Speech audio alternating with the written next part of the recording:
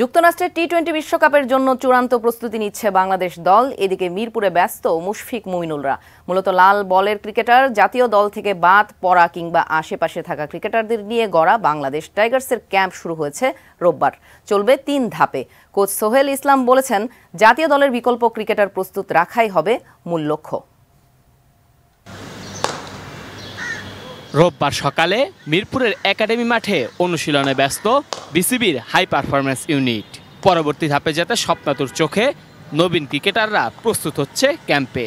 এদিকে তখন মূল মাঠে অনুশীলনে ব্যস্ত মুমিনুল, মুশফিকরা। রোববারই শুরু হয়েছে বাংলাদেশ টাইগার্সের ক্যাম্প।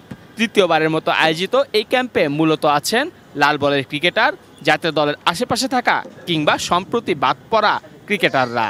এবারে বাংলাদেশ টাইগার্সের অনুশীলন ক্যাম্পের রোড ম্যাপে এসেছে কিছুটা পরিবর্তন। ওয়ানডে এই পুলে প্লেয়ার যারা সম্ভাব্য প্লেয়ার রিসেন্টলি খেলতে পারে, এরকম প্লেয়ার নিয়ে আসলে টাইগার্সের প্রোগ্রাম শুরু হয়েছে। এবং এটা আগে যেটা ছিল যে আসলে 4 মাস 5 মাস প্রোগ্রাম থাকবে, কিন্তু এইটা এখন থেকে যেটা হবে যে সারা বছর আমরা এটা প্র্যাকটিস করব। এবছর বিশ্বকাপের পর মাত্র 3টি ওয়ানডে খেলবে বাংলাদেশ। বিপরীতে আধিক্য রয়েছে লাল বলের খেলার। তাই লম্বা সংস্করণকে মাথায় রেখেছে বিসিবির প্রোগ্রাম বিভাগ। এই বছরের ক্যালেন্ডার ইয়ারে আমাদের 8টা টেস্ট আছে, তো আমরা আসলে লাল বলটা মাথায় রেখেই আসলে প্র্যাকটিস শুরু করা আমাদের আজকে থেকে। এবং পাশাপাশি আমাদের যেহেতু টি-20 ওয়ার্ল্ড কাপ আছে, কিছু প্লেয়ার ব্যাকআপ হিসাবে সিলেক্টর আমাদেরকে দিয়েছে, তাদেরকে আমাদের প্রিপেয়ার রাখতে হবে। সাদা বলে ক্রিকেটের জন্য আলাদা করে কয়েকজনকে প্রস্তুত করা হবে। সেজন্য ঘোষিত 21 জনের বাইরে সামনের দিনে ক্যাম্পে যুক্ত হতে পারে নতুন কেউ। লিস্ট এটাই না, এরপরেও আসলে ইনক্লুশন থাকবে।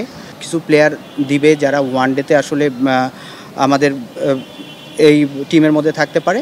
ক্রিকেটারদের মানসিক দিকটিও গুরুত্ব সহকারে দিচ্ছে বাংলাদেশ টাইগার্সের ম্যানেজমেন্ট। লক্ষ্য, স্ট্যান্ড বাই ক্রিকেটারদের মাঝে লড়াকু মাইন্ডসেট গড়ে তোলা। মানসিক প্রস্তুতিতে সবারই দরকার হয়।